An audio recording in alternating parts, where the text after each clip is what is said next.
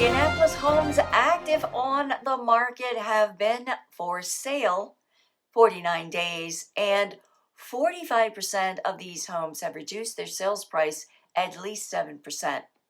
It's Friday, October 11th, 2024. I'm Kimberly Barton, broker owner of Kinetic Realty, Maryland's indie boutique brokerage. This is the weekly Annapolis Real Estate Report.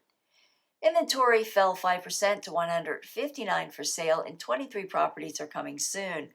20 homes went under contract this past week, which is down 60% from last week. 28 homes sold in 7 days at 100% list to sold ratio.